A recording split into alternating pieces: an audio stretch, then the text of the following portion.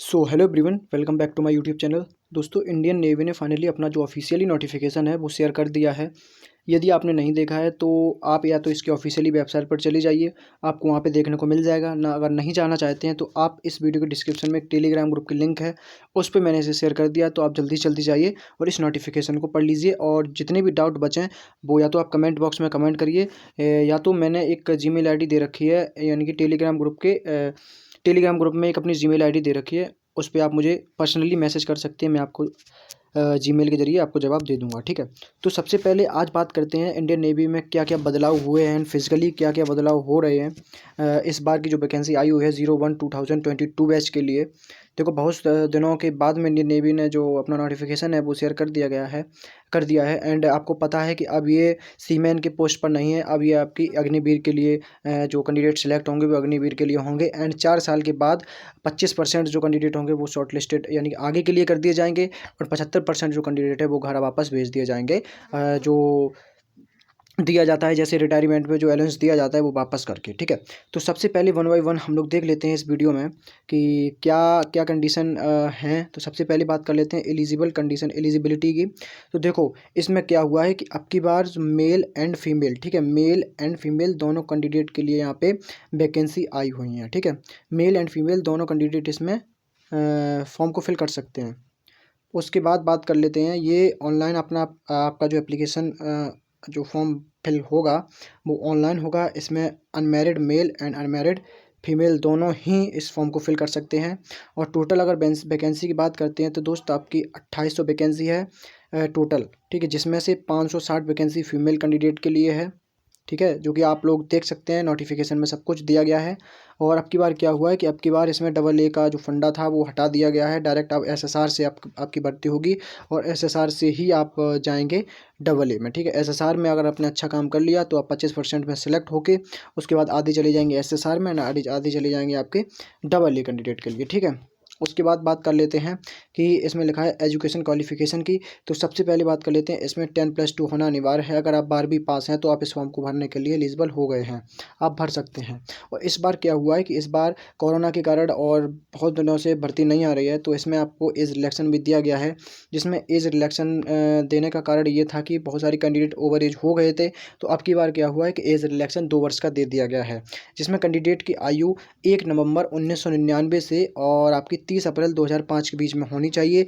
जिसमें 1 नवंबर एंड 30 अप्रैल दोनों जो डेट हैं वो जोड़ दी गई हैं। यदि आप इस क्राइटेरिया के अंतर्गत आते हैं एंड आप इसे फॉलो करते हैं, यानी कि आपकी जो डेट ऑफ बर्थ है इसके मिड में आती है, तो आप इस फॉर्म को फिल कर सकते हैं। ठीक है, उसके बाद मैरिटल स्टेटस का मतलब ये होता है कि आपकी शादी नहीं हुई हो तभी आप इस फॉर्म को भरने के लिए एलिजिबल हो पाएंगे। ठीक है, तो ये तो आप लोग पढ़ लेना। ठीक है, जो इसमें टर्म्स एंड कंडीशन दी गई है इसमें कोई वही है, कितना % मिलेगा आपको रिटायर पे, कितना छुट्टी मिलेगी, तो आप देख सकते हैं सेवा निधि में कितना रुपये दिया जाएगा।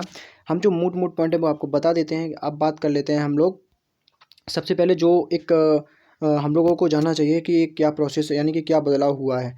सबसे पहले सिलेक्शन प्रोसेस बिल्कुल भी बदला नहीं है, चेंज नहीं है। जो अभी आपको पता है कि 2 इंटैक में होता आ रहा था, यानी कि सबसे पहले परसेंटेज के हिसाब से शॉर्ट लिस्टेड किया जाता था, इस बार भी वही हो रहा है।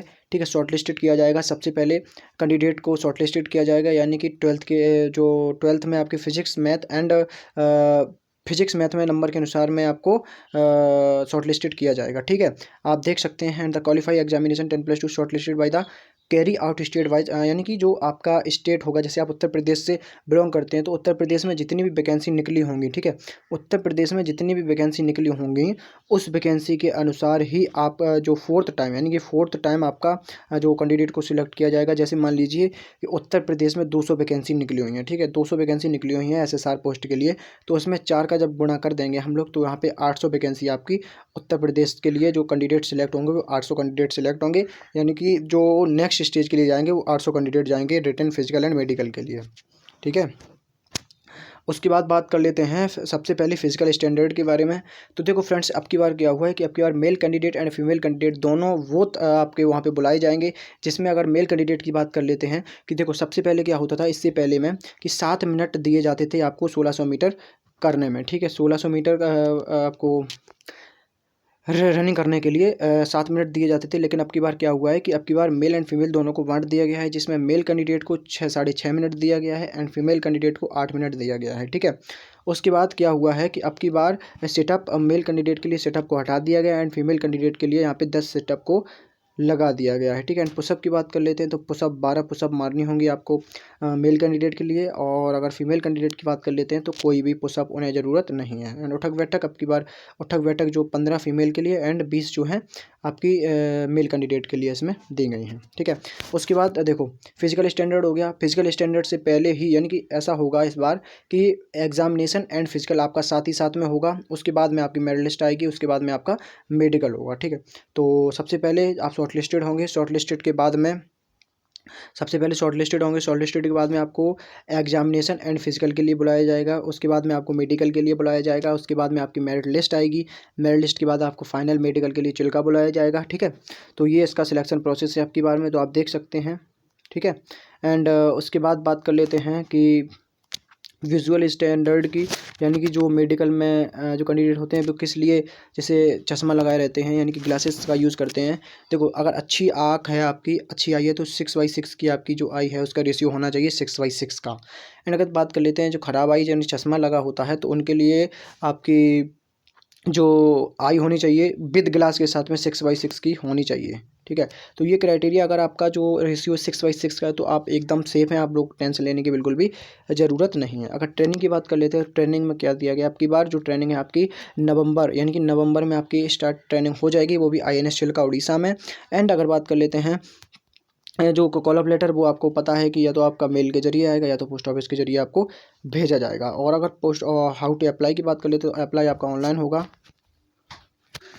तो आई होप आपको जो इन्फॉर्मेशन है वो अच्छी लगी होगी, एंड अगर आपको कोई भी कन्फ्यूज़न बचता है तो कमेंट बॉक्स में कमेंट कर सकते हैं। आपका जो जवाब यानी आंसर है वो मैं अपने कमेंट बॉक्स के जरिए दे दूंगा। तो फ्रेंड्स आई होप आपको वीडियो पसंद आया होगा। वीडियो पसंद आया तो लाइक एंड सब्सक्राइब जरूर करना, चैनल पर नए हो तो चैनल को कर देना सब्सक्राइब।